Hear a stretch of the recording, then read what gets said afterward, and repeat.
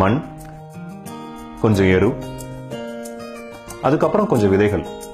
இதோட கலவைதான் விதைப்பந்து. இது எப்படி செய்யறதுன்னா, மண்ணையும் எருவையும் கலந்துட்டு அதுல கொஞ்சம் தண்ணி ஊத்தி உருண்டை பிடிக்கணும். அந்த உருண்டையோட நடுவுல ஒரு விதைய வைக்கணும். இந்த கான்செப்டை கண்டுபிடிச்சது ஜப்பானை சேர்ந்த புக்காகோங்கிற ஒருத்தர். அவர் நம்ம ஊர் ஐயா நம்மாழ்வார் போல ஒரு வேளாண் விஞ்ஞானி.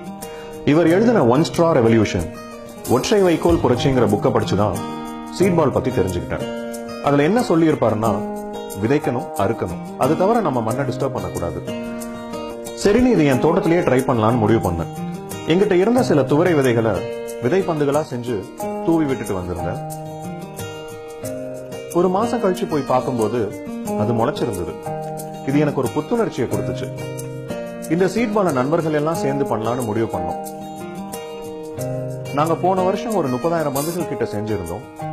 அதை வரதா புயலுக்கு அப்புறம் தாம்பரம் சுத்தி உள்ள பகுதிகளில் தூவி விட்டுட்டு வந்தோம்.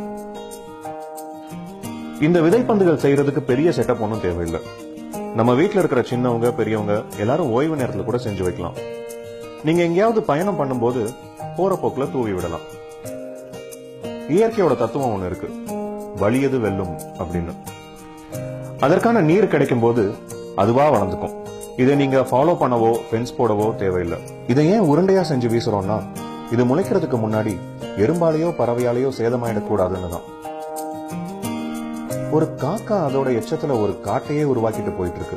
நாமளும் போற போக்குல காடு உருவாக்குறதுக்கான ஒரு முயற்சியை எடுப்போம்.